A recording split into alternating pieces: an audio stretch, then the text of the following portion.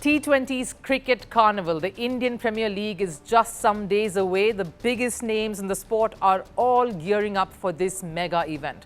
But the story today is about the stars who missed the Champions Trophy but have somehow made certain that they make it for the Indian Premier League, the IPL. Primarily Australia's big guns, Pat Cummins, Mitchell Starc, Josh Hazlewood and Mitchell Marsh. Some skipped the ODI event due to personal reasons and others due to injury. But with IPL set to start, all these key players look set to be available for their respective franchises through the 2-month-long tournament. Their comeback to IPL is marked by drama, allegations, pointing fingers at the ICC and the BCCI.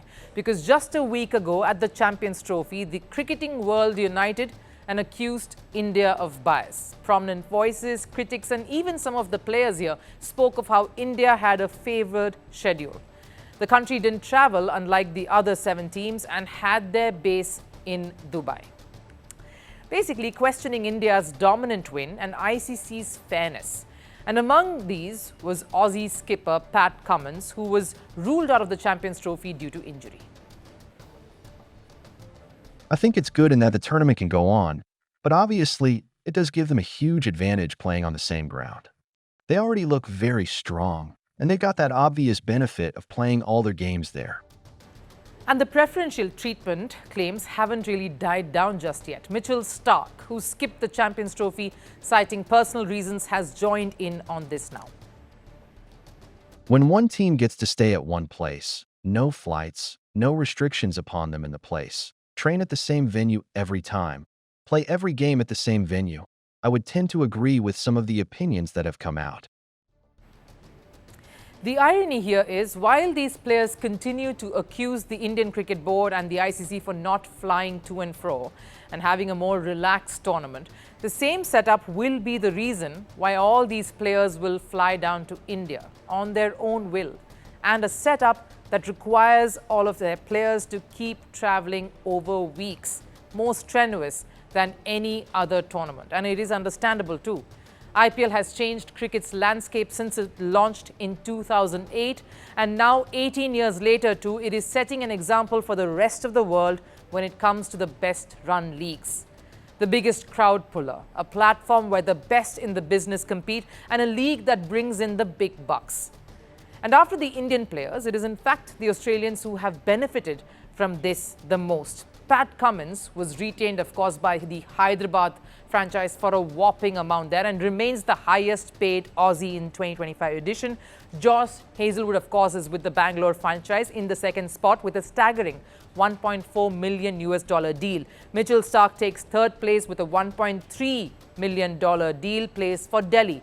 And then, of course, there's Marcus Stoinis, who's placed for Punjab, and Jake Fraser-McGurk for a little over $1 million. And it isn't just this season. For the 2024 edition as well, Mitchell Starc, Pat Cummins were the 2 costliest buys in the whole auction. Spencer Johnson, Travis Head and Jai Richardson also making up the numbers. They're the other 3 top Aussies.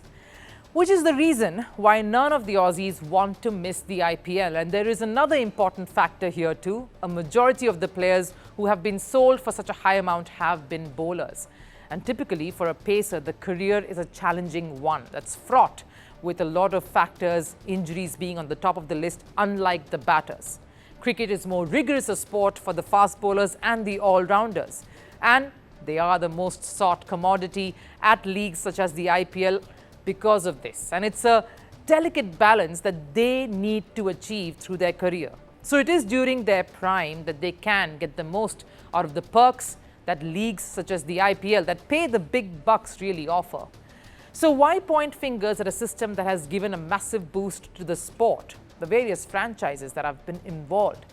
This isn't to say that they will have to choose between league and country. It's a personal choice. And we have seen many players taking that difficult call time and again.